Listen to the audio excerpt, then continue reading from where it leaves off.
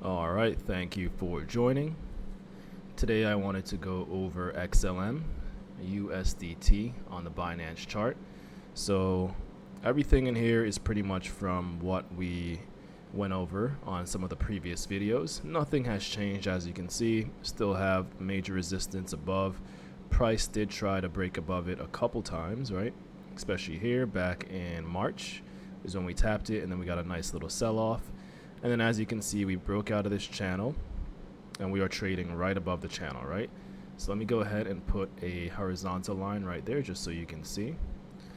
So with XLM, back testing this multiple times, this is obviously support, very strong support.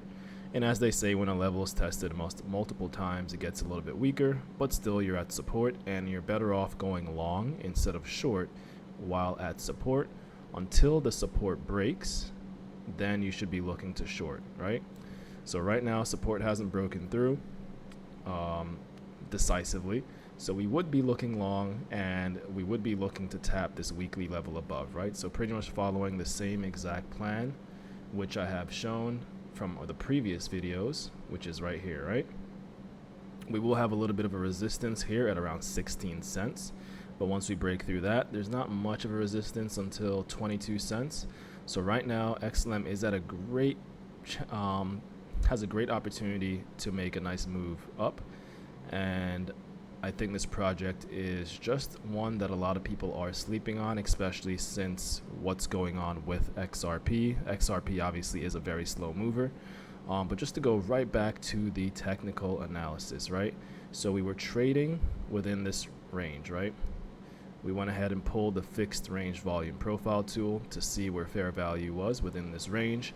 So we had fair value on the low hand side here. And as you can see, if we go ahead and draw a line on that fair value line, you'll notice price has tapped that level almost exactly.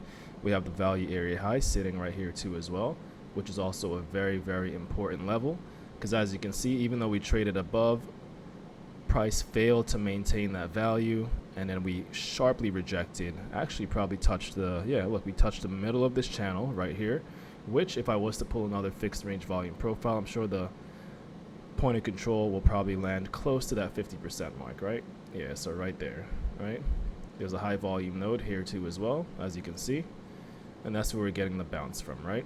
So these fixed range volume profile tools are very golden, and once you understand how the auction process works, it's very straightforward.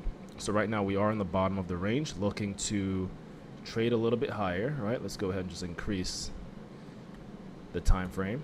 So now we are looking to trade a little bit higher to at least the value area high, which would be about 13% away. But to the top of the range, you're talking 43%, right? So with a little bit of patience, if you were to enter on this back test of the support back then, you would have gained that 43%, pretty much 50% to the resistance before getting rejected. And that's pretty much where we are right now. Price was lost, buyers came in, we're consolidating right at support. They tried to push it down again, more buyers came in, and now we're right back above support, right? So this is a very good sign, just showing that buyers do not think XLM is valued this low once again. So in the reality of the situation is that this was pretty much just a deviation of the bottom, right? Or an accumulation, however you want to see it. But if we go ahead and draw a parallel channel from these lows right here, let's go to this high, right? 50%, look at all that resistance, support, resistance. So use this as reference right now, and as you can see, this was just a deviation of the lows. If you got in here, great, you are now in a very good spot, but this is the current range, right? This range right here is the current range. That's what we're trading in, and that's exactly like they always say, trade the range until it breaks, right? I don't like any of these. Hold on a second. Come on. I do not like any of these. So anyway, trade the range until it breaks. So this is the current range. That's where we're sitting in, right? and you know the target. Right here at the top, with a little bit of patience, like I said, about 50% to the highs, and that's what you should be looking for. Once we break out of this channel, then yes, you would be targeting the next high, which is around 25 cents. We have a monthly level sitting at around 22 cents, so that would be the closest target in my opinion. But yeah, we just keep trading the ranges until it breaks. If every time you longed down here and you sold at the high of the move, you would have made money. If you shorted and targeted the low, you would have made money. Same thing back and forth, right? It is actually very, very straightforward once you just visualize it a little bit. Price is always trading within a range. Sometimes you get a little sell side imbalance, right? Buyers come in, bring it back within the range, find a new high, still within that range, buy short. Now it's looking to buy again, right? Will we go like this or will we go like this?